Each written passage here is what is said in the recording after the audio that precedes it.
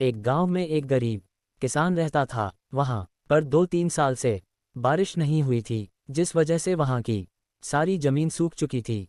किसान बहुत दुखी था क्योंकि वो अपने जमीन के ऊपर कोई फसल नहीं उगा पा रहा था। सर्दी का मौसम था। आज किसान पेड़ के नीचे आराम कर रहा था, तभी उसे वहां एक सांप नजर आया। वह सांप अपना फन फैलाए हुए बैठा हुआ था। किसान के मन में एक बात आई, ये सांप काफी सालों से यहाँ रहता है, इसे भी इस अकाल के समय में मेरी तरह खाना ढूंढने में परेशानी होगी। फिर गरीब किसान ने मन ही मन ये तय किया कि वो हर रोज सांप को एक कटोरी दूध पिलाएगा। अगले ही दिन किसान एक कटोरी में दूध ले आया और सांप के बिल के पास रखकर कहने लगा, हे नागराज, आपको मेरा प्रणाम। मैंने कभी ध्यान नहीं दिया कि आप भी यही रहते हैं। सूखे की वजह से मैं तो परेशान हूँ और मुझे लगता है आपको भी परेशानी हो रही होगी, इसलिए अब से मैं रोज आपको एक कटोरी दूध पिलाया करूँगा। ये बोलकर किसान ने वो कटोरी वही छोड़ दी और वहां से चला। अगले दिन सुबह जब वो कटोरी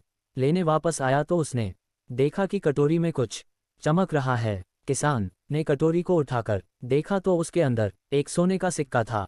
फिर किसान हर रोज सांप को एक कटोरी दूध पिलाता और अगले दिन सुबह हर रोज उसे एक सोने का सिक्का मिलता। एक दिन किसान को किसी काम से शहर जाना था और उसने अपने बेटे को ये जिम्मेदारी सौंपी। उसने अपने बेटे को कहा, बेटा ध्यान से एक कटोरी दूध सांप के बिल के पास रख देना। किसान के बेटे ने अपने पिता के कहे अनुसार एक कटोरी दूध सांप के बिल के पास रख दी। अगली सुबह उसे भी सोने का सिक्का मिला। उसके बेटे ने सोचा कि यह सांप तो बड़ा कंजूस है, जरूर उसके पास बहुत सारे सोने के सिक्के होंगे, लेकिन यह तो हर रोज बस एक ही सिक्का देता है। अगर मैं इसे मार दूं तो मैं इसके सारे सोने के सिक्के ले सकता हूँ।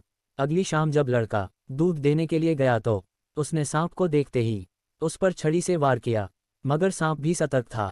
उसे छड़ी तो लगी पर उसने किसान के बेटे को भी डंस लिया। सांप का विष बहुत ही जहरीला था। देखते ही देखते किसान के बेटे की मौत हो गई और जख्मी सांप अपने बिल में वापस चला गया। जब किसान वापस लौटकर आया तो उसे अपने बेटे की मृत्यु के बारे में पता चला। साथ ही वह बहुत दुखी और क्रोधित होकर सांप के बिल के पास उसे मारने पहुंचा। तभी उसने सांप को देखा कि सांप को भी काफी चोट आई है। उसे देखते ही वह समझ गया कि उसके बेटे ने सांप पर हमला किया होगा। वो समझ गया कि परिस्थिति ही कुछ ऐसी हो गई होगी कि सांप ने उसके बेटे को डसा होगा। उसने हाथ जोड़कर सांप से माफी मांगी और सांप से अपने बेटे को वापस लाने के लिए कहा। थोड़ी देर बाद सांप अपने बिल में जाकर बाहर आया और उसने किसान को एक जड़ी बूटी दी। गरीब किसान जड़ी बूटी लेकर अपने मरे हुए बेटी के पास गया। उसने उसके नाक के पास वो जड़ी बूटी रखी।